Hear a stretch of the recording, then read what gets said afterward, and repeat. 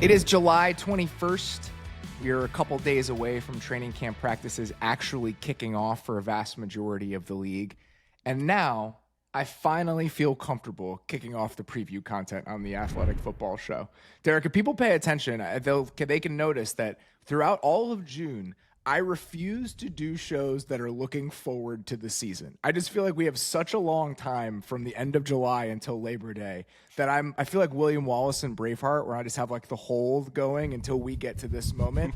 We can officially release the dogs now. We are here. It is time to start looking forward to this upcoming season. Yeah, and for the people watching the video, if they'll notice, you are not in your typical office. You're recording this from your hotel room, so you definitely are not lying to us that we waited all the way until the training camp tour to get things going. And I kind of like that for our first real look forward, we're fully just taking like shotgun approach, like just 30 different categories. We're just going to see what sticks and see where we can go with it. We probably could have done every single one of these as their own separate show, David, but we're trying to get a lot of this stuff out in one fell swoop. I'm just going to continue the Braveheart analogy because I love it so much. Like the horses hit the sharpened tree poles, and now we're just like, there's highlights coming at us from every direction. We're going to throw out like 36 names and 12 different teams today. Like it's fast and furious. It's like the fog of war. I love that analogy a lot because it's been this slow, painful buildup, and I just feel like we're about to throw everything out there at once. It's great. We're kind of bridging last season and this season with this execution that we're trying to do today. This is an exercise I love doing most years. I think we've done it most years on the show. I know Barnwell writes a version of this pretty much every single year, and I think it's a useful framing device for what we might expect from the upcoming season. So what we're going to do today is we're going to take like 8 central storylines, central characters from what the 2024 season was, and try to predict who this year's version of that person or team might be. Because when we think back on the 2024 season, there are certain teams, certain players that we're going to remember as kind of defining that year. So now we're taking that group and trying to project what this season might be defined by as we figure out the main characters, the main teams, the main things that we'll remember, Derrik, when the 2025 season is over. Yeah, I'm excited to get to a lot of these because there were a couple that immediately I had an answer for, and then there were a couple I had to stew over, look at rosters again, look at some over and unders, and really actually think about it. So it was a good mix of stuff I really had to think about and stuff that if we had just like randomly flipped on a mic at any point in the day, I could have probably had answers for. Let's dig into it. We are starting with who is this year's version of the Washington Commanders. I did say that. I'm going to continue to say that because there's a certain company I'm not interested in keeping. And we're going to say Washington Commanders on this show moving forward. No reason in particular. Nothing has happened over the last couple of days that would make me feel like it's time to change my stance on this. But from here on out, we're going with Washington Commanders on the Athletic Football Show. Good time to pivot. Watershed moment. Yeah. Obviously, the Washington Commanders defined last season in a huge way. This is the team that came out of absolutely nowhere. I remember we did our teams draft, and we had to pick 2 teams that were picked to finish either 6.5 wins or less in their over-under. And Derrik started that conversation by saying, the one team I won't pick here is Washington, and then they went to the NFC Championship game. So, David, I'll let you kick this off here. Who do you think is the team picked to finish, let's say, in the bottom 6 or 7 when you look at preseason win totals and has a chance to be a playoff team in 2025? I'll stand up for Derrik for a second and say, like, if you genuinely thought the Commanders were a double-digit win team at this time last year, you own a pig snout mask that is like hanging on your dresser or something like that. So it happens. But that's what makes this so fun. Is you look at this stuff from the time free agents start signing, even before the draft, like when rosters start coming together, you start sort of daydreaming about this stuff. And typically the goal is leaps that make sense. You know, like we've talked a lot about the Patriots this year. The Patriots, in my opinion, don't make sense for an exercise like this. Like if we're really looking for the Washington Commanders, you're looking for a team that doesn't make as much sense. Like people are going to think you're crazy if you say it. So I think that eliminates a lot of teams that we're talking about as being hopefuls, and it's why I landed on the Carolina Panthers. And when I look for a team like this for this exercise, again, I'm looking at teams that I think objectively you would say are in the bottom tier of their division, teams that picked near the top of the draft last year. The Panthers fill all of these needs for a team like this for a variety of reasons. But in my opinion, there's a lot of reason for optimism, right? I mean, we can talk about the Bryce Young flip last season, second half of the year. He was 30th in EPA for dropback for the season. Like, even with his jump, we're still talking about a quarterback who struggled a lot, but was in the middle of the pack over that very magical second half of the season where the Panthers were a weekly pain in the ass for good football teams, mind you, whether it's the Chiefs, whether it's the Eagles. Every single week, it was like, oh, let's see who Bryce Young is going to annoy the hell out of this week. And you take that and you upgraded it in a variety of different ways. Guys, the Carolina Panthers have 2,000-yard running backs now. The Carolina Panthers have... Okay, hold on. They do. That is an objective fact. Yeah, that's technically true. This is where we're starting to get into the silly part of the argument, which I love. Am I trying to sell you or not? Like, that is the whole point. Look, there's a lot of talent. I feel like I'm like a used car salesman. Like, look at all the furniture you can fit in the back of this thing. Don't worry about it. No, I love the upgrades on the offensive side of the ball. I love, Ted McMillan just bumps everybody down a notch. So yeah, like Adam Thielen's going to run out of gas at some point, but if he's not the best receiver on your team anymore, you can work with that. Chuba Hubbard and Rico Dowdle are not getting anybody excited, but that is still a very competent 1,000-yard backfield. I'm going to keep saying that because I just feel like it emphasizes my point. And another thing I want to mention before I throw it to y'all is I love when a team when their additions very specifically address a need. Maybe you heard the Carolina Panthers were the worst defense in the NFL last year. I was looking up stats for this show. If you look at their run defense stats, it is just a horror show of things you didn't even know were possible. The Carolina Panthers allowed 3,000 rushing yards. They allowed 179 rushing first downs, which is 30 more than the next worst. They allowed 83 explosive runs on the year, guys. They allowed 1,200 yards before contact and 1,800 yards after contact. I'm not really sure what's worse. So what did they do? They just went out and signed a bunch of dudes who can help them defend the run. Like Bobby Brown, Patrick Jones, obviously Derrik Brown returning to the lineup is going to be a big part of that. But it really felt like everything the Panthers did in March was basically saying, we might not be great, but we're not going to be the worst run defense in the NFL anymore. So I just think the Panthers raised their floor oh so slightly. And if Bryce Young can continue this fun trajectory that he was on in the second half of last year, maybe this is like a 10-win team. I don't know. I don't think it's that far-fetched. I don't think it's crazy at all. I think it's absolutely in the realm of possibility that they are like the surprise wild card team. And I think that's because I believe in a lot of the things that Bryce Young did in the second half of last season. I think that there are obviously still limitations. Derrik and I go different ways on this. Derrik thinks that Bryce Young was living on the edge in the back half of last year, and he actually got lucky more often than not. I actually think the receiving core let him down to such an extent and so consistently that even if some of those dangerous throws, some of those high wire act throws, maybe a couple more of them get picked off this year, I still feel like having somebody like Tyrone McMillan, having Xavier Legette in year two, I do feel like some of the flashes that we saw from Bryce Young, we can see even more of them if the receiving core is better. So it depends on what you think of the offense and how sustainable you think some of those flashes were. If you're in my boat and you think they are, it goes to what you believe in the defense. And we've seen this before. You need homegrown stars to be an elite defense or even a good defense year over year. But if you throw a ton of money at the problem, you can have a short-term bounce from absolutely putrid to acceptable. And I do think that might be the place that the Panthers are in. Derrik, I think you can make a really serious argument that last year, the Carolina Panthers defense, is like one of the least talented units I have ever watched for an entire year on an NFL field. Derrik Baun was by far their best front seven player, like by far. And then he misses the entire year.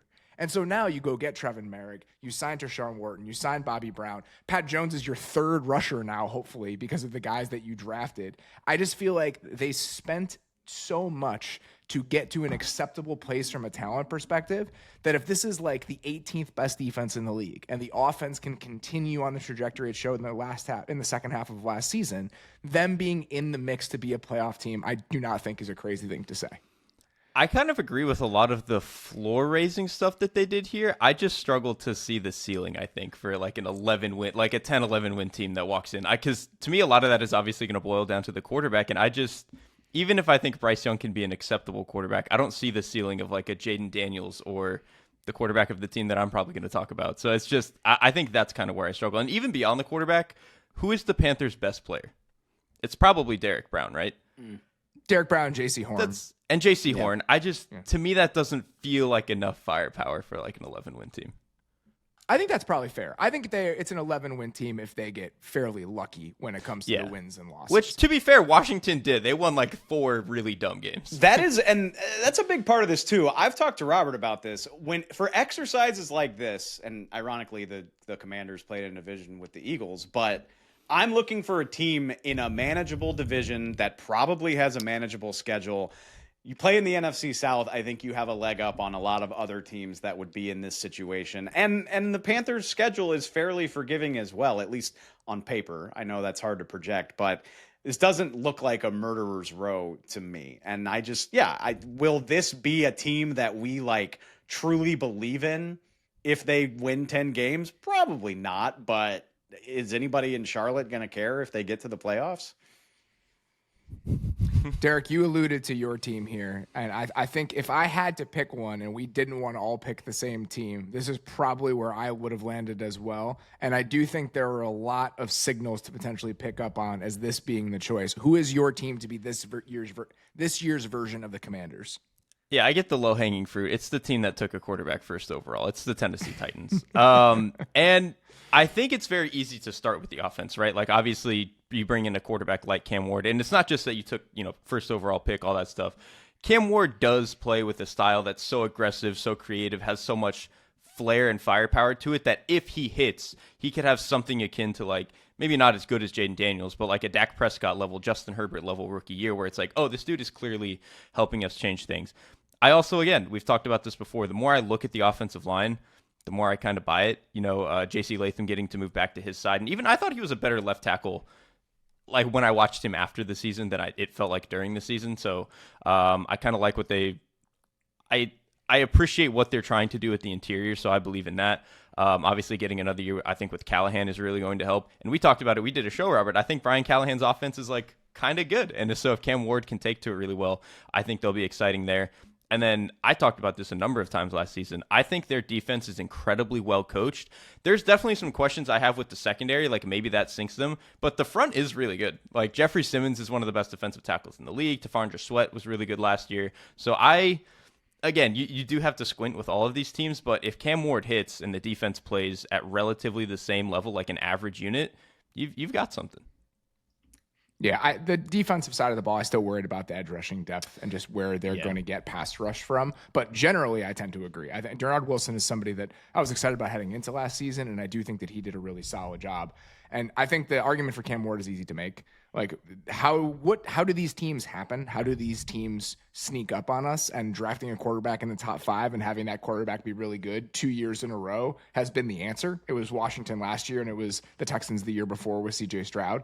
And so I think picking up on the next version of that makes sense. But even beyond the quarterback, though, the offensive line is where I start to get excited about what this team can accomplish. And people are going to look at the Dan Moore contract, and we've talked about it a lot this offseason, as an overpay. I think it's possible that the guy they just paid $20 million a year to be their left tackle can be the 5th best starter on their offensive line. I agree with that. And if that's the case, you feel pretty good about that sort of unit. They missed Cushenberry for a huge portion of last season at center. Peter Skoronski really started to come into his own in the back half of last year.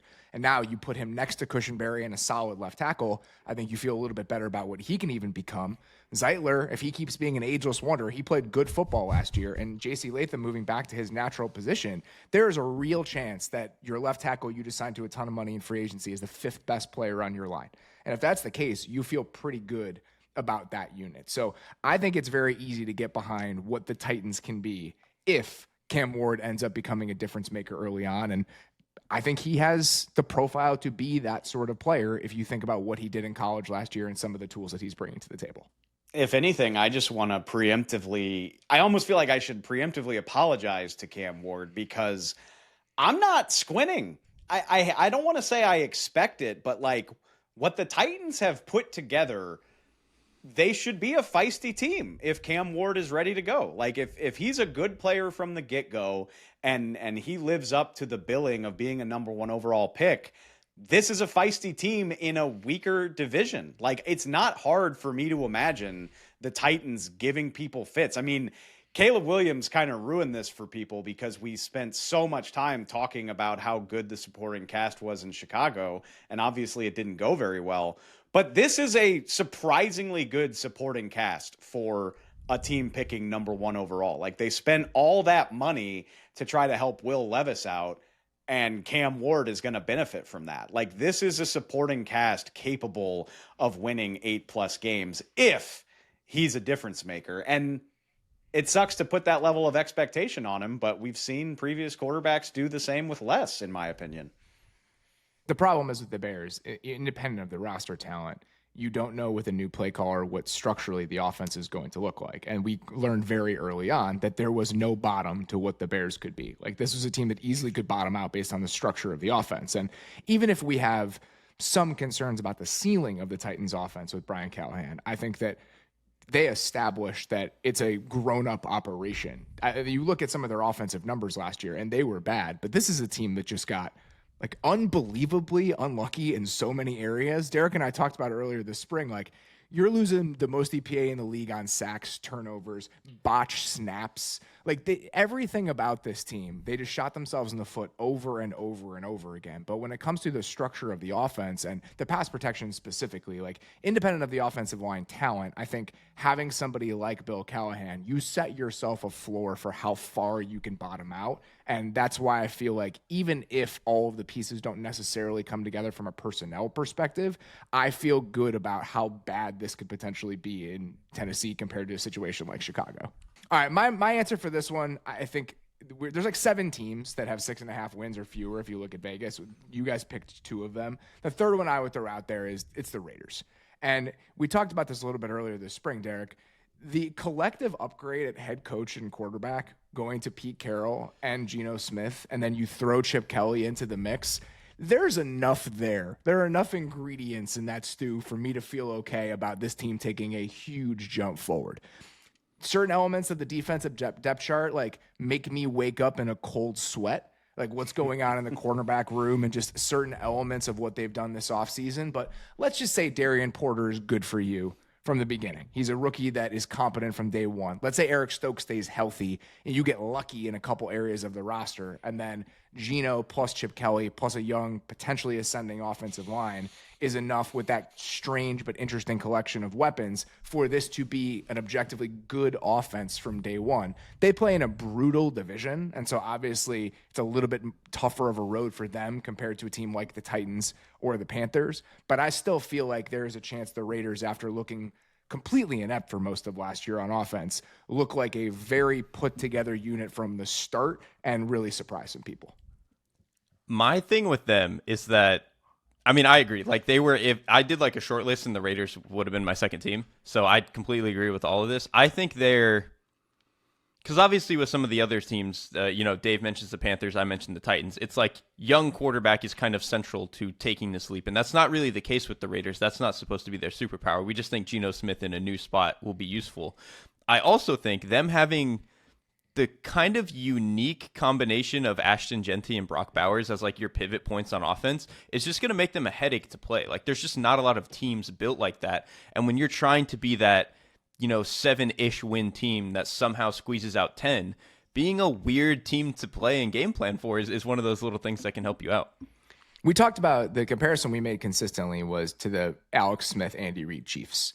Like, I think that is a potential place to look when it comes to what this team could look like. And obviously, Andy Reid is the offensive play caller. You're bringing a level of certainty to that role when he's coming with you. But we'll talk about Chip Kelly a little bit later. Like, I'm holding out hope that Chip Kelly can be a Todd Monken-esque play caller in year one. And if that's the case, I think there are a lot of parallels between those Chiefs teams and this Raiders team that we're going to look at this year. It's tempting to write the Raiders off because they share a division with the Chiefs, but that makes them even better for this category. Because, again, the Commanders just did this, sharing a division with the eventual Super Bowl champions. So give me all the less sense it makes, the better it is. And I refuse to write off Geno, Ashton Genty, and Brock Bowers. I mean, there aren't many trios that I'm more excited to watch than those guys. I'm so excited to see this iteration of the Raiders. Yeah, I don't know what the ceiling for that offense is. I don't care if it's the 7th best offense. I don't care if it's the 13th. I know in terms of when I wake up on Tuesday morning, who do I want to watch? It's going to be that team. Yes, and it's a far cry from last year. Yes. The Raiders feel like a team where, no matter the record, we're going to be yeah, but check this shit out. Exactly. Yes. They're going to be that team. I mean, that's just the Geno Smith experience. All right, let's get to the next one here. This might be the hardest one because if it were easy to pick out who this would be, he probably would have gotten paid more in free agency this spring. But let's try to figure out who's this year's Zack Baun. And you can define this a bunch of different ways. The way that I did it is, who is somebody that got a short-term, cheap contract in free agency that was kind of a bargain basement deal that we think could assert themselves as a star-level player. It doesn't have to be an all-pro like Zack Baun was a year ago, but somebody that coming out of this season is going to get rewarded with a market type of deal because of what he put on the field this year. Derrik, why don't you kick us off? Yeah, even though we're naming it the Zack Baun Award, it obviously didn't have to be a linebacker. But me being me, I'm going to be a caricature of myself and pick a linebacker, Jack Sanborn, who I've mentioned on the show a number of times. I love that. Because the Dallas Cowboys signed him this offseason too. Again, it was a 1 year, I think, $1.5 million deal. So he's making nothing. But Demarion Overshown is not going to play this year because of the injury that he suffered at the end of last year. And so Kenneth Murray is going to be one of their starting linebackers. And then next to Kenneth Murray, it's either Sanborn or Maris Lufau. And I don't think Maris Lufau played well enough for me to consider him he's going to take the job over Sanborn. Sanborn obviously has the advantage of having played in Matt Eberflus's defense last year, or for the last handful of years. He played really well when they needed him to in Chicago, either as a third linebacker or just at various points when some of the guys were injured. So I know he had kind of gotten overshadowed in Chicago, obviously, because they paid TJ Edwards, paid Tremaine Edmonds, because they wanted a little more pop, and he doesn't necessarily have that. But Sanborn, to me, is just he understands how to play the position at a very high level, which I think is, for a Cowboys defense that has had a lot of dudes just kind of running around everywhere, I think is going to be really, really helpful for them. This is a archetype of player that I also think this can happen with every once in a while. A good example to me is Drew Tranquill a couple of years ago, where Drew Tranquill comes in, he's the third linebacker, he signs for peanuts with the Chiefs, ends up really hitting his stride as part of that defense, and then gets a bigger deal to now be a more central piece to who that team is. So I feel like we've seen this every once in a while with rotational linebackers. And the other part of it is, with players like this, it's why were they available at that price? Why didn't their previous team retain them? It's because the Bears have spent an astronomical amount of money on their two starting linebackers, and they didn't need to pay a third one. So I feel like there are a lot of dots you can connect about why Jack Sanborn could be this type of player. One of my favorite little football things is when an established coach gets somewhere new and immediately identifies a guy who can do what he wants. And that's exactly what Sanborn feels like for Matt Eberflus, where it's it's not a flashy signing, not even guaranteed to be a starter, but Matt Eberflus got back to Dallas and was I want this guy. He knows what I want. He can run what I want him to. He's got a nose for the football. And it's one of those culture type signings where he's this dude can be on the ground floor of what we want to do. And guys like that have a way of making it to the field, regardless of, as long as there's nobody in front of him making a lot more money, which in Dallas there is not. I think that is a fantastic call. I think he's I hate to compare him to Sean Lee, but like he's that heady type of player. Matt Eberflus worked with Sean Lee for a long time. I think that just makes a hell of a lot of sense. Who's yours for this one, David? This year's Zack Baun, in your opinion? I'm worried y'all are going to accuse me of cheating because my guy, he did get paid some money in free agency. He got $8 million. It's low enough. It's low enough. If you Okay. look at it, the actual contract, I think, is like 2 years, $11 million for the guy you're about to say. And so I think that's in a low enough tier that he applies to this conversation. I looked it up just to double check. He's 48th in contract size among cornerbacks, and he's 46th in guaranteed money. That would be new Vikings cornerback Isaiah Rodgers, who like that's not nothing, but it's certainly not top tier cornerback money. He's one of the lower paid veteran corners who is expected to have a starting job, but I just love the guy. I don't really remember when he popped up on my radar. It's funny. He's only made 13 starts in his 5-year career, and 10 of those starts came before he got suspended for violating the gambling policy. But he was such a fun piece of the Eagles defense last year. You know, they called him in to start a few times. He was on the field a lot regardless. Like he got plenty of snaps even when Darius Slay was available. But he just was reliably there doing his job on one side of the field and just like taking that threat away. Maybe you hesitate to call him a lockdown cornerback, but you can go pull up tape of him running step for step with Jamar Chase. He had a beautiful PBU on Jamar Chase in the Bengals game that led to a Chauncey Gardner interception. He was phenomenal when he did get a chance to start against good receivers. I mean, going against guys like Brian Thomas Jr., going against an offense like Baltimore's, and holding up well. He had a key fumble recovery in the divisional round against the Rams. You probably remember that big play. I think it led to Eagles points at some point in that game. And now he goes to Minnesota, where he can just camp out. I feel like he's going to be he's going to be like the only normal thing about Brian Flores' defense, kind of like Stephon Gilmore, where he's just like, hey, if you can just hang out over here and handle your guy and let me get goofy with everybody else, then it's going to pay dividends for our defense. And that's sort of what I have in mind. I don't know if he's going to put up gaudy stats, but I think on a defense that we expect to be good, on a team that could contend for the playoffs, and with him in the lineup every day, because he was not a regular starter for Philly, I just feel like a lot of people that might not know his name right now will know it by January. He was on my short list, so I think that's a really good call. If he can just be refreshed, re-energized version of Stephon Gilmore, then it's a win.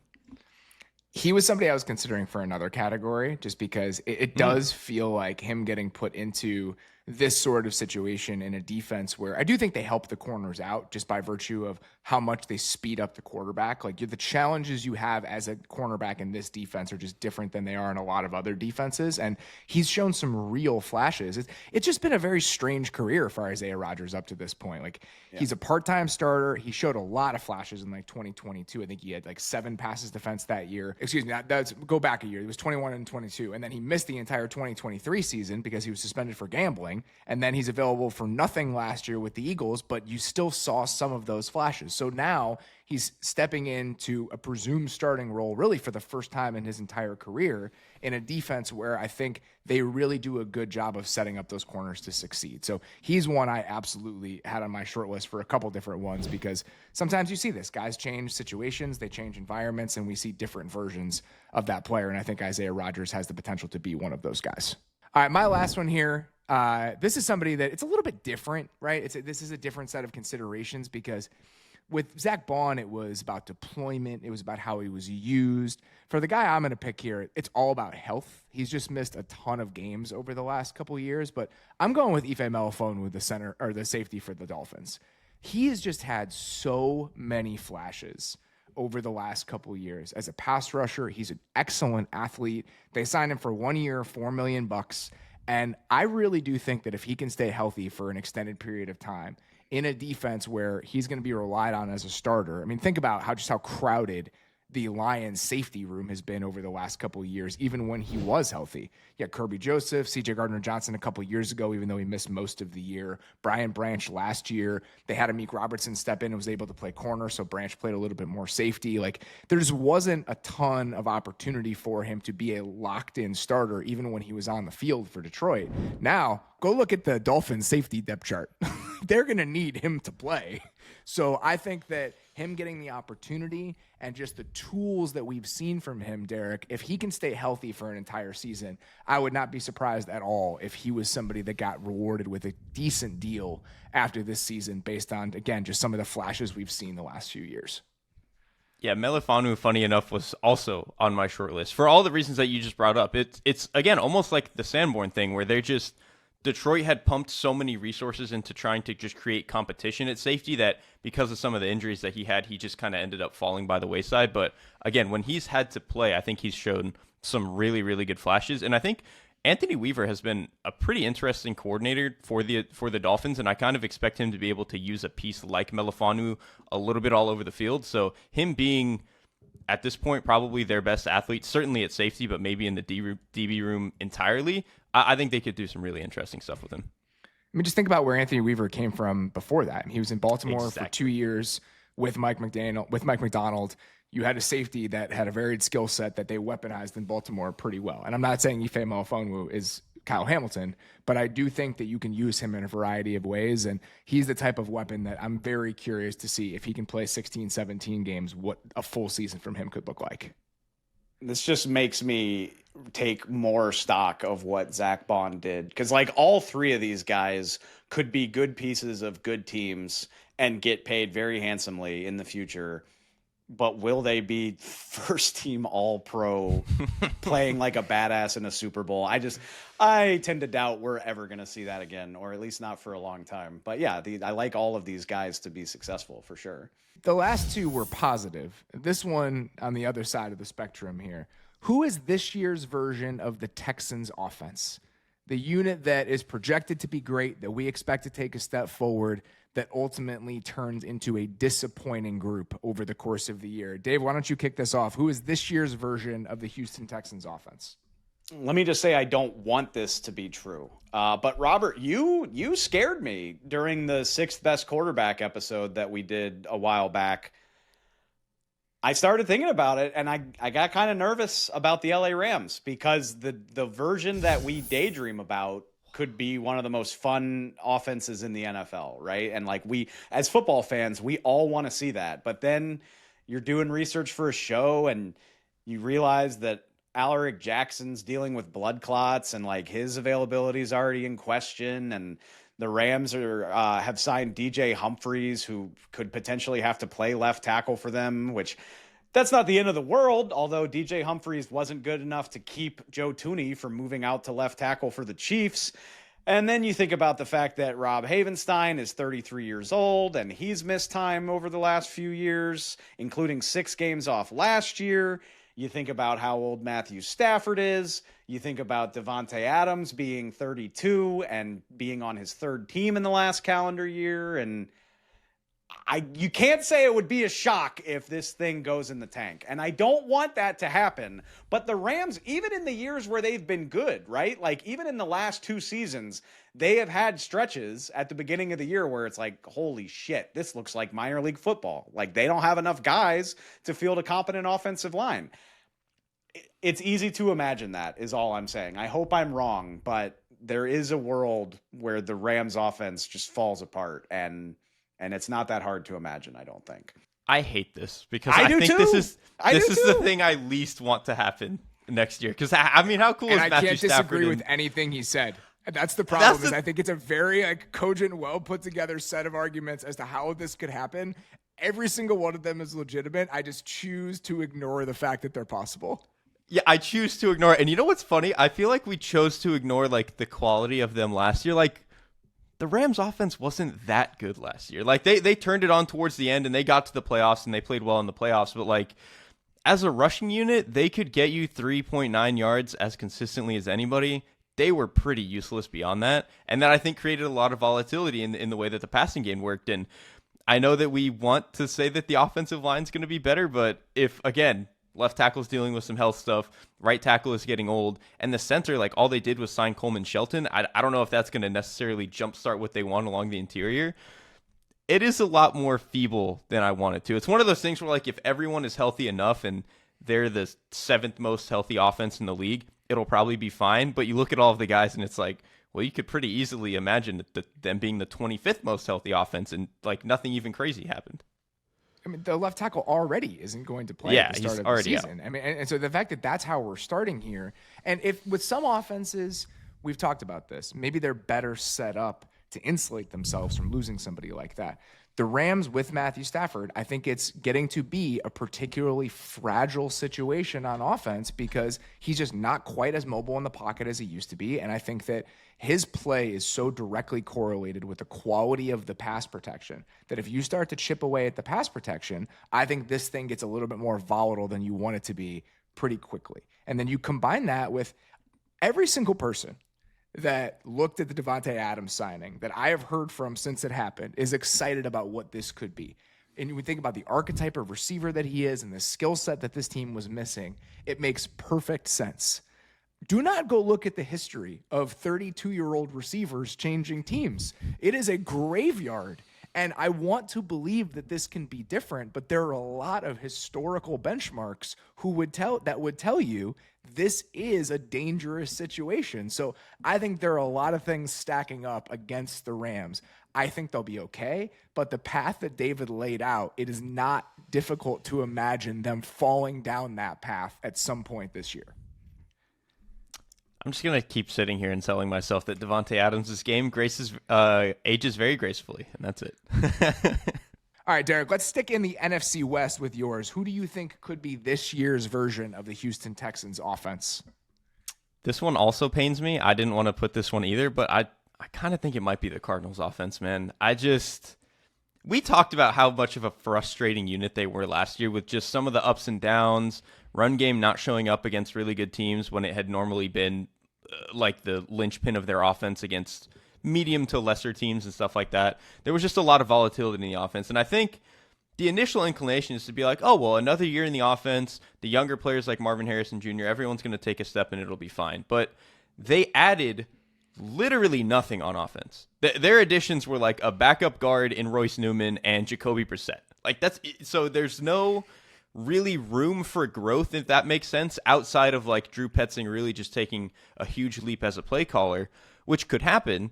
But I get questions there because Clayton Adams, their run game coordinator and their offensive line coach, is now in Dallas. And that was the most important to me and most interesting part of their offense. So I just think that when I looked at this, you didn't add anything that suggests new growth from the starters, and you lost, I think, one of your best coaches on the staff. So there's just a chance that instead of being, the 8th best offense, but being kind of inconsistent week to week like they were last year, I think it's pretty likely they're just like the 17th best offense next year, and they just feel You really flat. think they could fall off that much? I think it could happen. Like, unless Marvin Harrison Jr. really takes the step we want him to, which is entirely possible. I still think he's a really good player, but like Michael Wilson's a role player, and their number 3 receiver is maybe Zay Jones, who battled a lot of injury last year. And like outside of Paris Johnson, I just don't know if they have a difference-making offensive lineman. And he is like, I think he's a nice left tackle. I think he's yet to prove that he's like a Pro Bowl, really one of those dudes left tackle.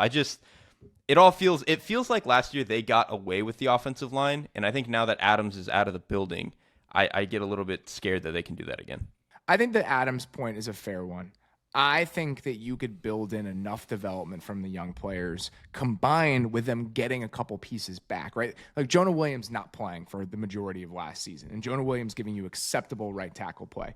Paris Johnson taking a step forward and becoming like, I don't know, let's be a little bit ambitious and say he becomes like a top 10 left tackle this year, like a top 8 sort of left tackle, which I think is absolutely in the cards for somebody like with his talent level heading into year 3. And Marvin Harrison does take that step forward, and some of the frustrating lack of tweaks that we saw from the Cardinals this year, they incorporate some more of them. Like I'm with you, and anytime a team doesn't add talent or add almost any pieces in a given offseason, it does worry me a little bit. But I think there are enough small things that could happen in-house, including just better health along the offensive line, where we could see a version of this team that is one step better than they were a year ago. I just like to imagine Monty Ossenfort, the general manager in Arizona, listening to a conversation like this, and it must be maddening because all last year it was like, oh, look, you did what you needed to do on the offensive side of the ball. Now it's all about defense. Like, you got to invest in the defense the way that you invested in the offense, and that's exactly what he did. And I'm still mad about it. And a lot of people are, where it's like, okay, but you didn't do anything. You didn't do anything to help the offense. Like, at the bare minimum, I thought you might sign, some veteran starters or at least get somebody who can play a role. And honestly, it makes perfect sense to just expect the very, very good players you drafted. Like, it makes sense to expect Marvin Harrison to ascend. It makes sense to expect Trey Benson to do more in year 2 than he did as a rookie. But I still look at it and I'm like, you couldn't make like 2 moves on offense for me. Like, you couldn't do anything. It was all defense. And so that does worry me. But if they're right about all of these guys, like if all of these guys ascend at the same time, or at least a couple key ones, then it could be all right. But I get nervous when you don't do anything to an entire side of the football. You look at the moves that they made. It would be if they made one move on offense. If like the 3rd round pick they spent on Jordan Burch, and I don't know who was available, and this is all theoretical anyway, but if the 3rd round pick they used on Jordan Burch had been an interior offensive lineman, or instead of signing Dalvin Tomlinson and Calais Campbell, the money for one of those guys had been allocated to an interior offensive lineman. Yes. Just like one more piece on offense, like either a coverage lifting receiver or some sort of interior presence, and I would feel a lot better than I do, which is probably silly. Like, it probably wouldn't make that much of a difference, but just one of those 2 pieces to kind of make things feel a little bit different, I'd probably be sleeping a little bit easier than I am. But you'd have at least one thing that you could sell yourself on, like the flash, the whatever. And instead we're just saying, we hope their in-house scouting of their own players is good enough. I don't know. Have you ever had a job where you were understaffed or like you lost somebody maybe in the middle of football season or like for a big project and you buckled down and you did it and like you were really proud of yourself, and then management was like, okay, great, so this is the new normal, like so now you guys can do this every time. Like, that's how it feels when you get through. That's Drew Petzing. Yeah, like Drew Petzing is like, okay, man, I know we needed the help on defense, but damn, like something would be nice instead of, again, like I don't think Marvin Harrison has reached his ceiling by any means, but to sit there and be like, okay, we need like 4 different guys to all progress at the same time, it gets dicey. It makes me nervous. Yes, I have felt like that before. Yes, I have had that experience before. So I do understand what's happening to Drew Petzing right now. My last one here, I think there's certain echoes of the Rams conversation in the one that we're about to talk about, but it's the Bucs. Like, I feel like the Bucs offense has such a high ceiling, but I think you could also poke some holes in the case for them being a really good unit. And so I don't think they'll be this year's Texans, but if I'm picking a 3rd team here, you're going into the season with one of the best players in the league, your left tackle, on the PUP list. There's a good chance he misses the first month of the year, potentially more. What does he look like when he comes back? So that's a starting point. Chris Godwin also is coming off of a major injury. So if he comes back a little bit slow, and you could talk yourself into Emeka Egbuka really taking over that role while Godwin gets back healthy, but he's a rookie. Who knows? It feels like he has a higher floor than almost any other rookie receiver you could drop into this offense, but there's always a little bit of uncertainty there. And then you combine that with switching over play callers. I think there's enough of a stopgap. 5, 4, 3. I think there's enough of a backstop on 2 different levels with this offense. The talent level purely overall, even without Wirfs for a chunk of the year, even with Godwin hurt, I think there's still enough talent on this offense to carry them, even if the offensive coordinator spot is a little uneven at the beginning. And then the fact that other pieces of the staff are still in place. It's not like they're replacing the whole offensive staff. You have your offensive line coach and run game coordinator back. So much of what they were last year on offense was tied into some of the creativity in the run game. So there's enough carryover from what they were last year to this year that I still feel good about what this group is going to be. But I think there are just one or two lingering things that you could make a case. This is a year where they take actually a small step backwards rather than maintaining who they were under Liam Cohen. I struggle to see them being bad, right? Like the way the Texans were obviously like incredibly bad, and I don't think we expect any of these units to fall that far, really.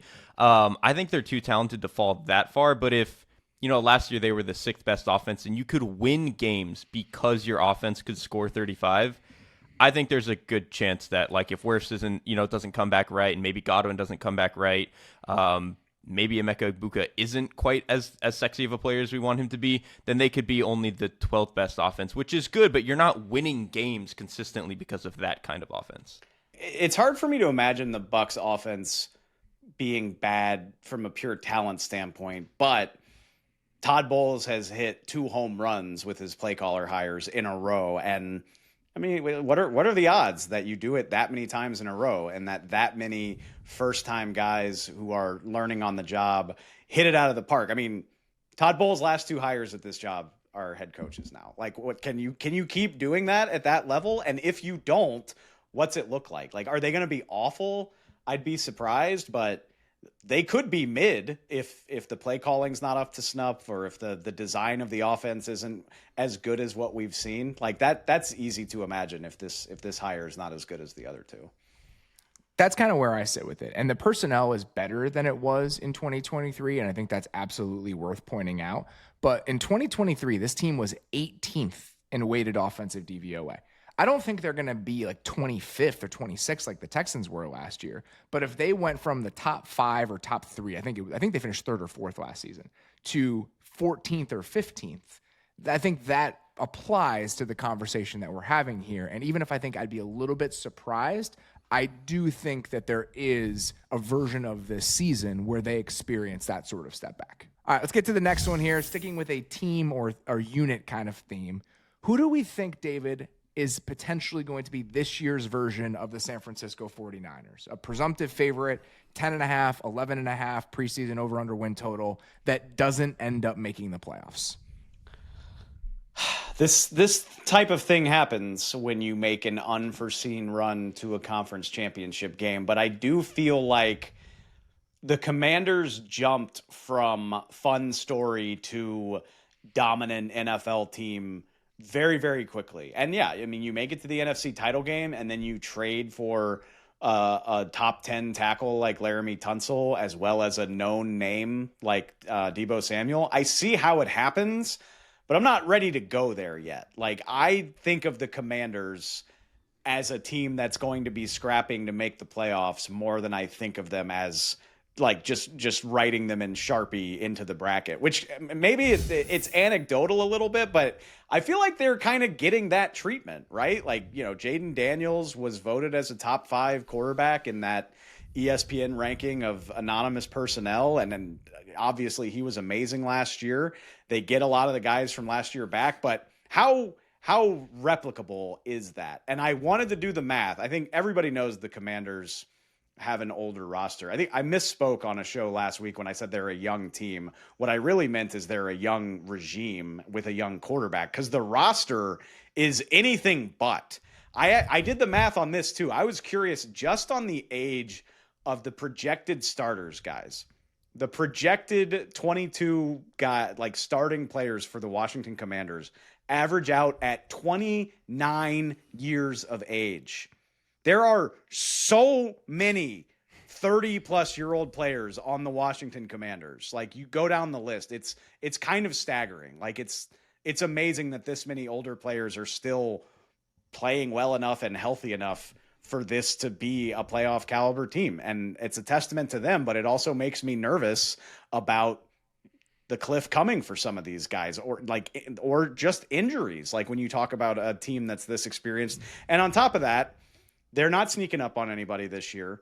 They also play the AFC West and the NFC North, which, I don't like to get into the preseason win-loss total stuff. Like, we don't know how everything's going to shake out. But those two divisions, I'm reasonably confident you're playing a lot of really tough games. So for a lot of reasons, I think I'm lower on the Commanders than a lot of the NFL populace, to the point where, yeah, in a division that tough, I don't think you can rule out them missing the playoffs. Derrik, I don't think this surprises you at all. They're probably on your short list for this.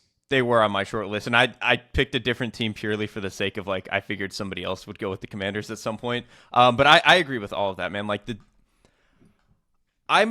offense, like, I get what they're doing with Laramie Tunsil and Deebo Samuel, but even outside of that, like, their number 3 receiver was supposed to be Noah Brown. He's already going to miss a lot of the season. Sam Cosmi was their best offensive lineman last year, and so now you have Laramie Tunsil, which changes that. But Cosmi is probably not going to play for a lot of the season, or he's at least not going to early in the year. And then you look at the defense, outside of Dorrance Armstrong, I don't know who's rushing the passer, and I still don't really trust this back seven. Like, Bobby Wagner is getting older, and I think his name value inflates his value more than what I think we're getting from him on the field at this point. And then, like, they're signing guys like Will Harris to replace Jeremy Chin, which I understand why they're doing it, but that to me is a little bit of a downgrade. At corner, I like signing Jonathan Jones and drafting Trey Amos to see who wins the job, but I think until we get some proof of concept there, I don't know who's going to play well enough there. So there's just too many question marks on this team for, again, a team that I know you look at the win-loss and be like, oh, they won 12 games.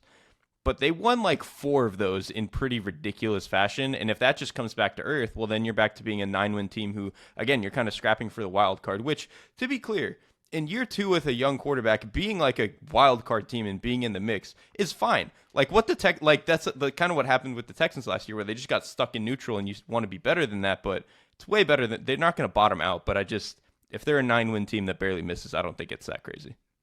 Yeah, I don't think it's hard to make an argument for what that version of the Commanders looks like this year. It's the defense, or it's the offense regressing a tiny bit, which I think wouldn't be surprising, right? I mean, when you have an offense like that, and Derrik, we've talked about this, there was enough volatility in some of the things that drove the value of that offense, where if you get a little bit less lucky on some deep balls, if you don't get quite as much value from the scrambling, if the tempo fourth stuff downs, like, they hit like every fourth down, which Jaden Daniels, I do think, has a skill set that suggests he can continue to be good at that stuff, but not at the rate that they were doing last year. Like, that was truly just like special stuff. Let's say the wide receiver depth, you start chipping into it really early in the season. Let's say you lose a few more coin flips on offense. You go from being the 6th or 7th most efficient offense in the league to the 12th or 13th most efficient offense in the league. And the defense, based on the moves you made this offseason, doesn't take any sort of step forward. I don't think that's crazy. Like, I think that's actually a very realistic way for this season to unfold. There's a chance that some of the things that they've done along the offensive line allow some stability on that side of the ball, and they stave off some of that regression. There's a chance that some of the young guys hit on defense. Let's say Trey Amos is a star from the beginning. Let's say Von Miller gives you 7-8 sacks as a situational pass rusher, and you have enough big bodies to hold up on early downs. Like, you can make an argument that the defense could take a step forward, but I don't think the additions this offseason are so overwhelming that you're tempted to make an argument. They're like, oh yeah, this will definitely be like a top half of the league defense. I just think that them settling closer to where they were last year with some regression on offense is absolutely on the table for this team. In an attempt to win Commanders fans back over, I will say it's also on the table that Jaden just is that dude. Like, we talked about it last week, that we're not quite ready to rank him as like the 5th or 6th best quarterback in the NFL. If the Commanders come close to replicating what they did last year, I would guess it's because he really is that special. And I won't rule that out, but there's enough other stuff about this team that worry me that I don't want to just pin my hopes and dreams on Jaden having another amazing season. Because, I mean, we saw this with CJ Stroud. It can look amazing, and the NFL is still really, really hard. Let's say he is one of those dudes. I think that's where the argument starts. And then we'll see what happens with the timeline on Cosmi. But we've talked about this a lot this offseason. They got by last year with the offensive line. They hid that group. They worked around that group. They made the talent look a lot better than it was. Now, if Connerly's good from day one, and now you have Laramie Tunsil, there's a chance that the offensive line is like a driver of your success rather than something that you have to paper over. You combine that with a Debo that stays healthy, that's well deployed within the offense, some of those opportunities you have where you're trying to get the ball in your receiver's hands, like they look a lot different, those screens, with Debo Samuel at 95% than they do with De'Ami Brown. So I absolutely think that there's a path for them to be even better or as good as they were last year. But it's some of this stuff when you have a one-year spike can be volatile. And so I think it's worth acknowledging that they could take a small step back on offense. And I think the defense is absolutely still a work in progress no matter how you cut it. All right, Derrik, who is your answer to this? Who is this year's version potentially of the San Francisco 49ers? This one, I feel a little bit uncomfortable doing this because of how good the best players on the offense are, but I think it's going to be the Cincinnati Bengals. And I know last year, like, they missed the playoffs because they got a little bit unlucky, right? In the game that we were just talking about with Washington, like if Jaden Daniels doesn't hit that Hail Mary down the right sideline, the Bengals just get into the playoffs. And so I understand that they barely missed last year, but to me, the reasons that I would pick the Bengals are, even though I like some of the stuff that they did on offense, like drafting Dylan Fairchild, it just doesn't feel like there's that much room to go for the offense. Like, they were already like a top 5-6 offense the way that they were operating. They would have to really hit like a special stride to be any better than that. And I just think this isn't even a criticism of any of the players. It's just hard to do that and hard to predict that. So I think that's kind of where I'm starting. And then the defense, I know that, coaching change might help. I know that they added a couple of guys like TJ Slayton. And you can sell me on the world where they can be the 21st best defense, and that's okay.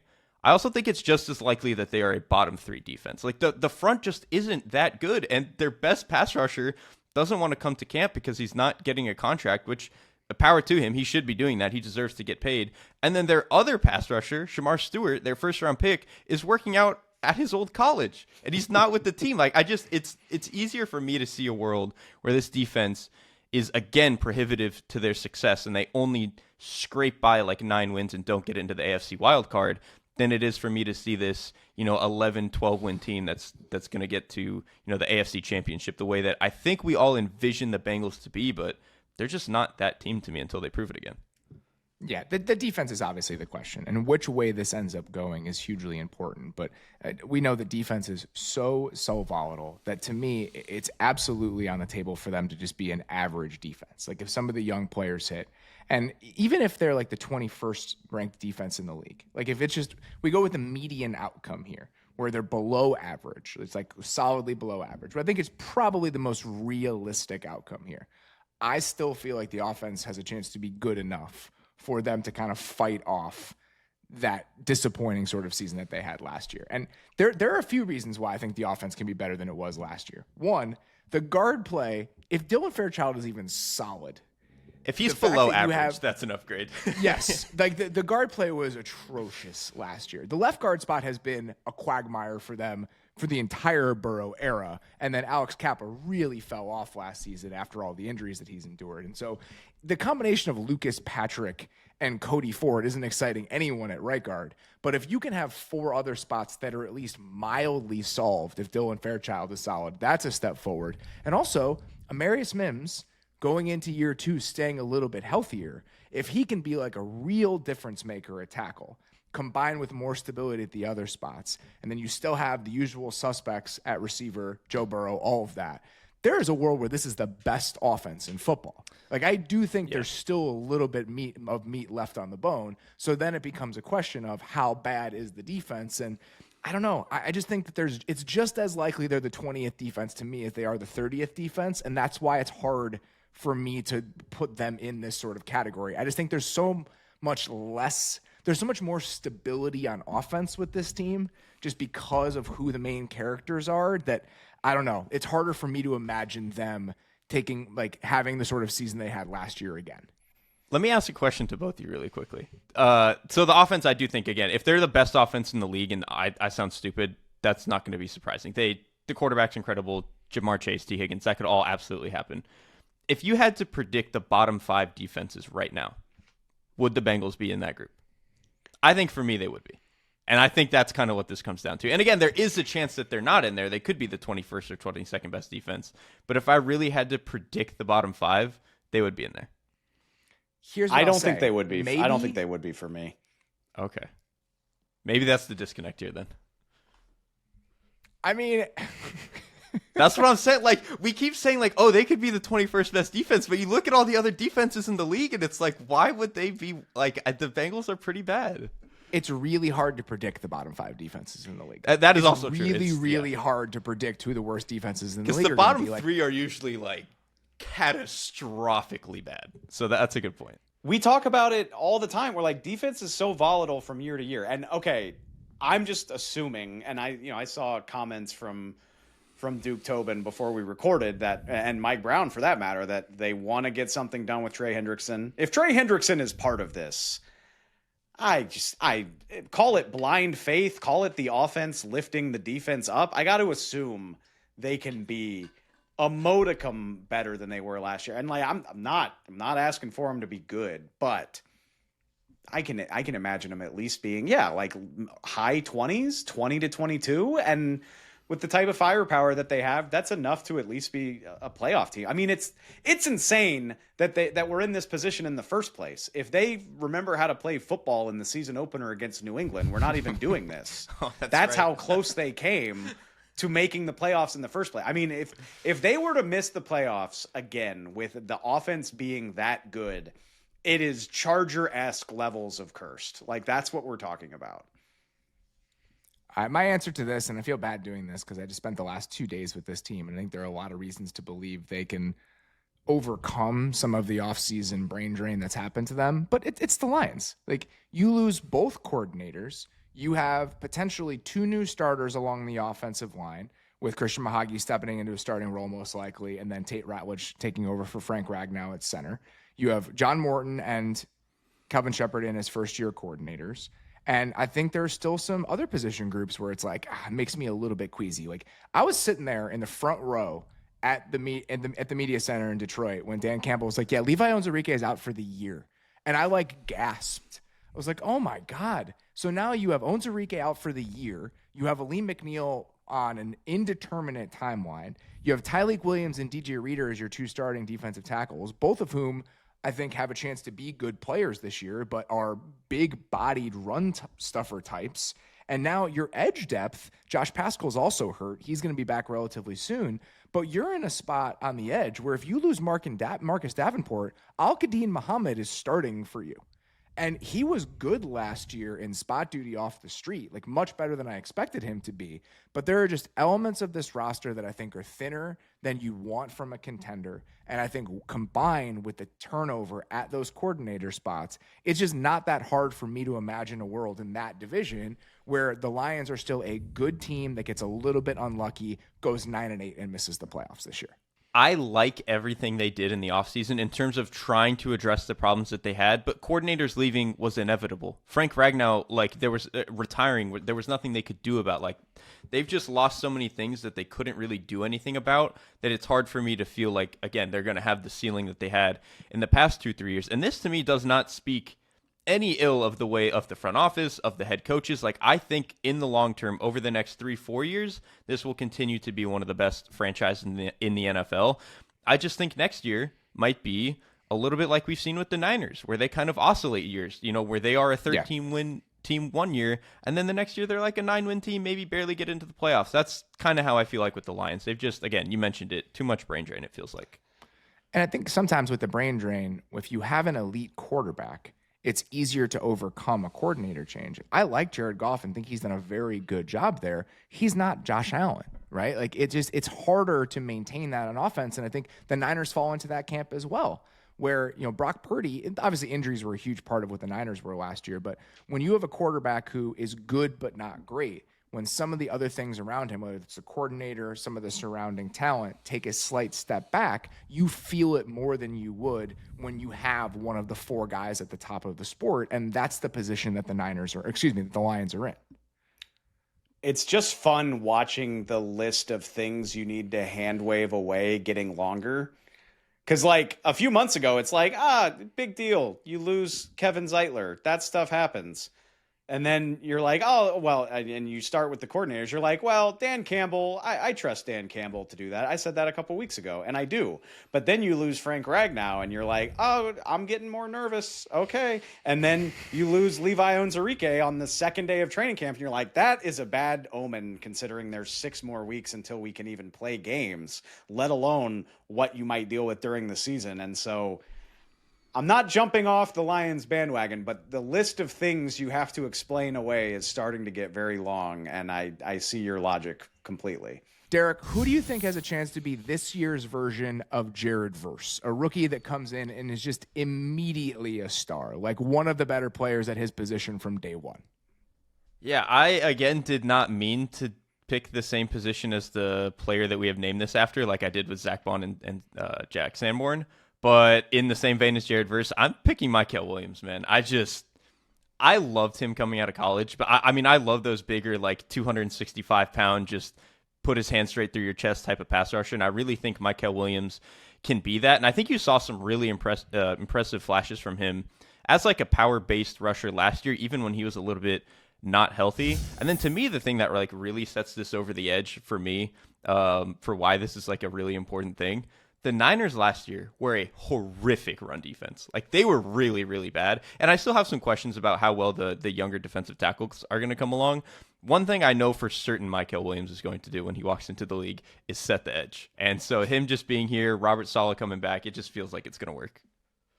If that happens, I will be crestfallen. If Mykel Williams, who went 1 pick after the Bears pick, turns into like a star pass rusher from day one, I will be a sad, sad man. When he's Dennis Allen's type. I know. And I understand, like, when I watched him, I thought there was a lot of Greg Rousseau to his game where it's a lot of length. I wasn't sure about the ceiling as a pass rusher, but I keep coming back to this idea that he wasn't healthy last year. And that being something to keep in the back of your mind, because part of my issue with him is that I didn't think he played with like a ton of violence, and considering like the traits and the toolbox that he's bringing to the table. But I think some of that is that he wasn't healthy. And so you combine some of the traits with the fact that he just turned 21 years old. I do see this sort of path for him. And if it ends up unfolding, I will be a very sad person, because I think that the argument for taking a tight end in the top 10 this year was there aren't that many difference-making players at high-end positions. And so if that guy ends up becoming one in San Francisco, I will not be a happy person. This is the price, Robert. It's like the monkey's paw. Like, Ben Johnson unlocks Caleb Williams and the Bears offense is good, but Mykel Williams is Aldon Smith 2.0. Like, that's just the price you have to pay. That's part of Bears fandom, I think. As Colston Loveland gets 32 catches for like 418 yards. Exactly. Mine is who's your one for this, David? This year's version of Jared Verse. I have a very obvious one. I think you have to mention Abdul Carter. I don't need to say a lot about it. I mean, that's cheating. You exactly, have to, like, somebody outside the top half of the first round is necessary here. Luckily, I brought multiple. The other one that I really like, A, for his talent and B, for his landing spot, is Malachi Starks. He was one of my favorite first round players to watch. I love his movement skills. He moves so comfortably in space, and he's not afraid to hit. Like, he can do it all. I don't really understand why he fell as far as he did. And now he goes into a Ravens secondary where I think all he's going to have to do as a rookie is just hang out and make the plays that are there to be made. Like, when you're playing with Kyle Hamilton and Roquan Smith, not to mention you have all the, the cornerback situation looks phenomenal with Jair Alexander, Nate Wiggins. They brought in Chido Awuzie, who's been an underrated player throughout his career. All he's going to have to do is just hang out and make the plays that everybody else creates. And not to take credit away from him, but it is just such a super advantageous situation for a young safety. And, it sucks that Ardarius Washington got hurt, but I would expect he's going to step right into the starting lineup. And yeah, I think it's going to be like playing on rookie mode when you've got Roquan and Kyle Hamilton playing alongside you. I love that pick, because to me the quick sell for it is if he's just as good as Geno Stone was in 2023, you're right? The best defense in the league again. And that's like, Geno Stone played well, but that's not that high of a bar for a first-round pick. 6 picks just by cleaning up this, the stuff that's there for him. My answer is predictable one based on the pre-draft conversations I was having and my crushes pre-draft. To me, it's Derrik Harmon. Like if Derrik Harmon came in and was just like immediately one of the 6 or 7 best interior pass rushers in the league, that wouldn't surprise me whatsoever. I loved him coming into the draft. He's dropped into a fantastic spot. I just feel like he has a chance to be one of those guys that we look up a year from now and it's like, how did he go in the 20s? Like, it's just not that hard for me to imagine that. That's a great one. I mean, you're preaching to the choir here. I think we probably spent, I don't know, half of the first round when we did our live show trying to talk about like, all right, when's Derrik Harmon going to come off the board? Oh, this team's up. Maybe they should think about Derrik Harmon. So I love this pick. He was on my short list. So this next one here, who is this year's version of a guy like Quinn Meinerz, right? Somebody who was clearly an ascending player, but really asserted himself as like one of the best players at his position. I think you make an argument that Quinn Meinerz is like the best right guard in the league right now, or on the short list at that position. So Derrik, who did you go with this one? Somebody who makes the good to great jump in 2025. I'm going to lean into the linebacker bit again. I really think Deion Henley has a shot to be like a star level linebacker. And it was, so ESPN released their like the top 10 at each position voted on by scouts and GMs and all that stuff. Deion Henley was not even on the honorable mentions list. He was on like the list below that was like got a couple of votes. That to me is outrageous. He is, I think when you talk about a guy who has like the length, the sideline to sideline speed, enough strength taking on blocks, even though I think that's probably maybe the weaker part of his game, and then just really insane coverage chops. Like we talked so much about how much the Chargers really did a lot as a coverage unit last year, and some of that was them getting away with, some decent play out of younger corners, but a lot of it was because Deion Henley, as a middle linebacker, can take away a lot of space that a lot of other guys can't. So I just think if this Chargers defense continues to play really well, there's a shot that he just looks insane. I like that one. I'm also very jealous of David's answer here because if I could go back and do it all over again, this actually might be my answer. Helman, who did you have for this one? It's funny. I love the player and I don't feel bad about it. I might be swimming upstream a little bit by picking like a slot corner because I just even the really good ones don't get the type of love as like a boundary corner. But I love Garrett Williams. I think he's awesome. I think he's super under the radar. I mean, he graded out in the top 5, top 10 of like whoever you want to look at for cornerback play. He's on an Arizona defense that has or had nothing else in the way of ability. It's like him and Budda Baker, and you're not even, when the Cardinals defense is on the field, you're not even looking at that TV. You're looking somewhere else. But credit to Monty Ossenford. He did not add to his offense, but there's a lot more to work with this year. I mean, they gave Josh Sweat a ton of money. They signed Dalvin Tomlinson and Calais Campbell. I don't think this is going to be like an elite defense, but it is a defense with talent, and I think it'll allow Garrett Williams to showcase his own talent a little bit more because, I mean, I think he's on the short list of guys that do his job.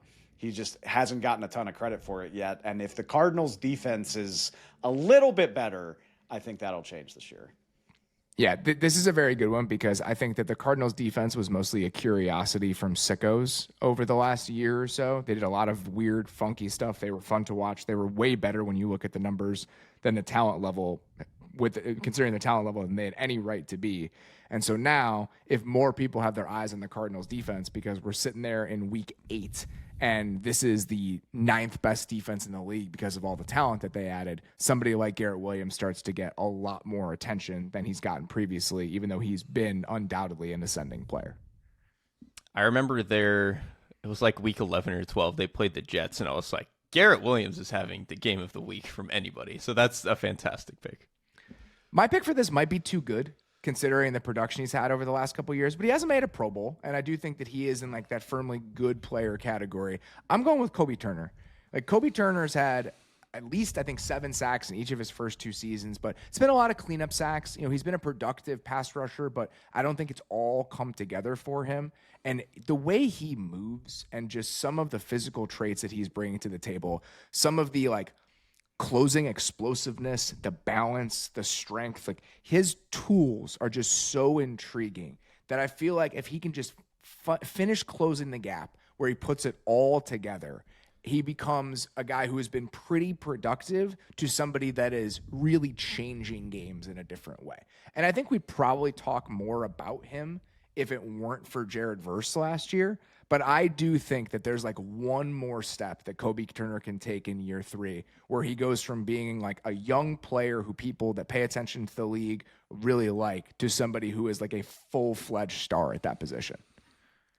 It might even be just getting more third down opportunities, right? Like we talked about on a different show that they had the fewest like third and pass defensive snaps of any team in the league. If they get to average and Kobe Turner gets 1 or 2 more chances a game, that might be enough. Let's get to the next one here. Who is this year's Cooper DeJean, David? And by that we mean, who is a day 2 or 3 pick that probably lasted longer than he should, that is just good right away from the moment that we see him hit the field? I promise I would have said this no matter where he landed, but he did land with the team that I've spent a long time around, so he's even higher on my radar. But from the time I started watching draft tape, Donovan Ezeraku he's just the type of guy I love to watch. And I'm not unique for that, right? Like people love bendy freaks who can get parallel to the ground when they rush the passer. And that's exactly what he does. And I'm not crazy either. I went and double checked this. Dane, our good buddy Dane Brugler, had him ranked 22nd overall in the Beast. And the guy fell all the way to 44th in the draft. He landed in Dallas mid-second round. I was a little bit surprised by that. I know he's undersized. I know he needs to bulk up. He will probably be like a designated pass rusher early on in his career. But I just love the guy. Like, I love his bend. I love his motor. I think you can put him on the field in certain situations and get, if not sacks, then at least pressures out of him. He reminds me a lot of Nolan Smith, to be honest with you. I think they like the body type and the bendiness is very similar. Ironically, Nolan Smith didn't really break out until his second year in the league, but when they put this guy on the field, I doubt he's an every down type of guy early on, but when they put him on the field, I think it's going to make a difference. I'm really excited to watch him. Derrik, who's your answer for this year's version of Cooper DeJean, a 2nd or 3rd round pick that probably lasted longer than he should, that is just good right away? I also went with a pass rusher, and I went with Nick Scorton of the Carolina Panthers. And the reason I went with him is I think we're going to look back and realize that he fell because Texas A&M didn't know what to do with him. As a sophomore at Purdue, he had 10 sacks, and he was playing at around 260-ish at that point. So, not small, but obviously not one of those 280-pound rushers. He gets to Texas A&M. Obviously, it's a new defense, and they want him to play closer to that 275, 280. He just never looked comfortable. His body type just didn't look right. Didn't look like he knew what he was quite how to play that way. So he cut all the way down to 257 for the combine. And I just think that there's a good chance that we start to see the player that we saw as a sophomore at Purdue again. And he immediately is just a guy who is racking up a bunch of sacks as a rookie. I just feel like his floor is so high. Even if he doesn't hit the ceiling, I think that he is just going to be a useful rotational player from the day he steps into the NFL. It's the way he plays, it's the motor, it's the power. He's somebody that I have no hesitation in projecting him to be an impactful player on an NFL defense, even if he isn't a double-digit sack guy immediately. I don't mean to do the Purdue bit, but there is a little George Karlaftis to the way that he plays. That's perfect. Yeah, that's a very good comparison when it's just all right, even if that guy's never going to be the ace pass rusher on one of the best defenses in the league, he can be a high-end number 2 for a very, very long time. Mine's kind of cheating here, but I think I went with a DB in order to make it closer to the Cooper DeJean thing, and obviously he fell because of some injury concerns, but is anybody going to be surprised if Will Johnson's just a good player right away for the Cardinals? I debated using him as my guy. No, I won't be surprised at all. Yeah, he's just, especially in, you mentioned they're a defense that does a lot of weird stuff, and he's a player who I think some of his best stuff is kind of playing in off coverage and jumping on stuff. Well, those defenses invite you to do that. So it's kind of a perfect marriage of that stuff. Last category here. Who do we think has a chance to be this year's version of Saquon Barkley? And I'm not saying somebody who is going to be the offensive player of the year, but someone who goes from an objectively bad situation to an objectively good situation and kind of reframes the way that we think about that player. It can be 1 or 2 steps down from what Saquon did last year, and I think still apply to the conversation that we're having. So, Derrik, who is that for you? Somebody going from a bad situation to a good one this year that kind of reframes the way that we talk about him. Caleb Williams? No, I'm kidding. We don't have to relitigate all the Bears stuff on this show. My serious answer is Javon Holland. And I think it's for a couple of reasons. One, last year I think the Miami defense just had a lot of issues. Like I just think even for as well as I think it was put together coordination wise, I just think they weren't all that talented of a unit, especially in the secondary. The other thing with Holland is he suffered a knee injury at the end of 2023. So his 2024 season was like the year after with the injury stuff. Now 2025 is going to be his year after the year after. And so I think health-wise it's going to be really good for him. Then he also goes to New York, which they've got pass rushers on pass rushers on pass rushers. And that obviously helps a DB. They shored up the secondary, hopefully, at corner with guys like Paulson and Debo. So 2 years ago, we were talking about Javon Holland like he might be one of the best safeties in the league. In the way that we were talking about Saquon Barkley, like he might be one of the best running backs in the league. I think there's a chance that playing in New York, he gets to showcase some of that again if he's healthy. I think we need to clip out you saying like the Giants are a landing spot to be excited about, especially in light of the Saquon thing. No, like that one side of the ball. Yeah, the Giants defense could be a beneficial place for a player to be. Like, hey, you got to start somewhere. I think that matters. David, who's your answer for this one? Somebody who changes situation is going to reframe the way we look at them a little bit. I guess I didn't mean for this to become a theme at the end of the show, but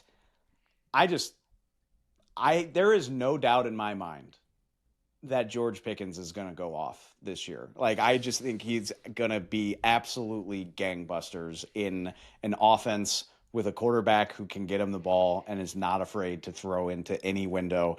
I know you guys know this, but I'm just going to say it for emphasis.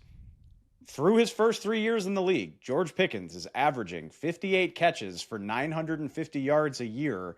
His quarterbacks to this point, Kenny Pickett, Mason Rudolph, Mitchell Trubisky, Justin Fields, and the 35-year-old version of Russell Wilson.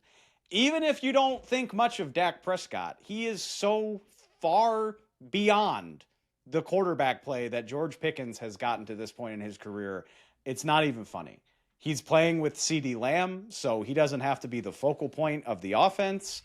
He is in a contract year and needs to play well if he wants to make the most of it from a financial standpoint. There is every reason for him to not be a headache for at least the next 5 months. And on top of that, he plays for the Dallas Cowboys, who encourage things to be a headache anyway. It just all lines up perfectly for George Pickens. And yeah, man, if he's healthy and if Dak's healthy, I just think it's going to be a hell of a fun year. And, you know, he's not a guy that you think of as like a top tier receiver, but I think you could by the time this season's over. I've come around on the George Pickens thing. If he can prevent himself from self-destructing and Dak stays healthy, this is easy to talk yourself into. My answer to this, and this is the last one we'll do here today, I'm going with Evan Ingram. I just think that going from that situation in Jacksonville to a Broncos offense that is a very put-together unit. I know that Evan Ingram was really productive a couple years ago, but he was really productive in a broken Jaguars offense 2 seasons ago. And he was hurt for a good chunk of this year, but even the half of the year he played, he really was not a very impactful player. And so even at age 30, and obviously, you know, skill position players, third contract guys, whatever, it's always dicey when we get into this territory in their careers. But going to a Sean Payton-led offense where I think that there are targets to be had, right? Like other than Courtland Sutton, there's nobody in that offense that is going to demand the ball. And so I feel like Evan Ingram going to a Sean Payton-led team where there's going to be opportunity, even at this stage in his career being a little bit older, I think that we could see a really productive season from him. I'm very excited about that one. Like way more excited than I thought I was going to be about Evan Ingram at this stage in his career. And it's not with that one. It's not just that there's targets to be had, right? There's targets to be had specifically at that position. Yeah. The leader in tight end receptions for the Broncos last year was Lucas Krull at 19. I think it's more likely that Evan Ingram hits like 85, dude. Like it's going to be a much, much different offense with Ingram in there. All right. That is all we've got. We had to speed run through those last few, but I definitely wanted to get those in here. We will be back with a bunch more stuff later this week. We are on a 4-show-a-week schedule, plus a little bonus for you guys. We are bringing back our beat writer notebooks from training camp this year. Very excited about that. Those are going to be coming your way on Saturday. So we are at 5 shows a week all the way through training camp. Please be on the lookout for all of that. For now, that's all we got. Appreciate you guys listening. We'll talk to you very soon. Thanks for watching The Athletic Football Show. Subscribe to the channel to keep up with us. Like and comment on this video, and we'll see you next time.